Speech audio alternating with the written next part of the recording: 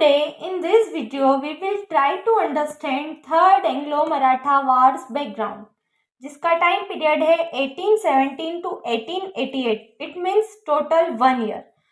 Maratha tried to their last attempt to rebuild the prestige. Second Anglo Maratha war के बाद मराठास अपना Prestige खो चुके थे.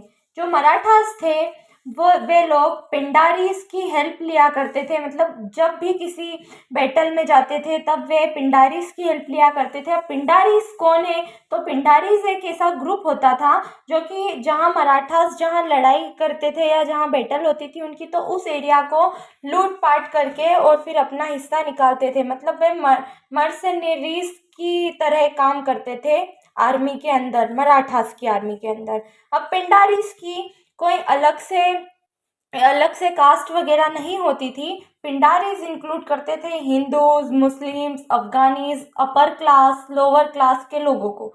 अब क्या हुआ, कोई फीस चार्ज तो ये लोग करते नहीं थे मराठा से कि पर मंथ हम फीस चार्ज करेंगे तो हमारा घर चलेगा. जब मराठास ने अपना प्रेस्टीज खोया तो ये पिंडारीज इनके पास कोई कामकाज आया नहीं, क्योंकि अब जो मराठास थे वे ज़्यादातर ईस्ट इंडिया कंपनी के अंडर में आ गए थे.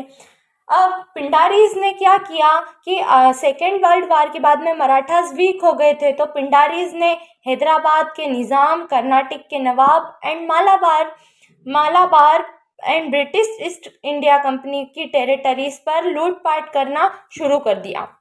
जब पिंडारीज ने लूटपाट शुरू की तो जो गवर्नर जनरल हास्टिंग थे, उन्होंने 1817 में अटैक कर दिया. किन पर? पिंडारीज पर. अब जो मराठा कंसिडरीज थी उन्होंने इस अटैक को कंसिडर किया कि जो पिंडारीज पर ब्रिटिशर्स ने अटैक किया वह अटैक है मराठास की सॉवरेनिटी पर. जिस टाइम पीरियड में थर्ड एंग्लो मराठा वार हुआ था 1817 to 1888, उसी टाइम पीरियड पर पिंडारीज और ब्रिटिश ईस्ट इंडिया कंपनी के बीच भी कुछ लड़ाई झगड़े हुए थे. तो जब हम बात करेंगे थर्ड एंग्लो मराठा वार की, तो उसी के साथ साथ बैकग्राउंड में ये चीज़ भी, पिंडारीज वाली चीज़ भी चलती रहेगी.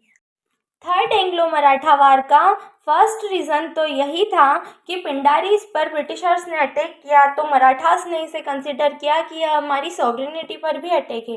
लेकिन जो सेकेंड एंग्लो मराठा वार में सब्सिडरी अलायंस ट्रीटी साइन की गई थी, उसके तहत ब्रिटिशर्स ने अपनी रेसिडेंसी को बनाया था मराठास के चीफ कैपिटल में.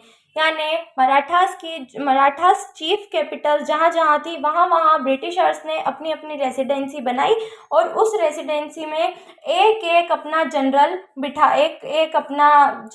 या ऑफिसर बिठा दिया, जो कि ऑफिसर क्या करता था, रेसिडेंसी में बैठकर जो मराठा चीफ थे उन पर नज़र रखता था कि यह कोई कॉन्स्पिरेसी तो नहीं कर रहे.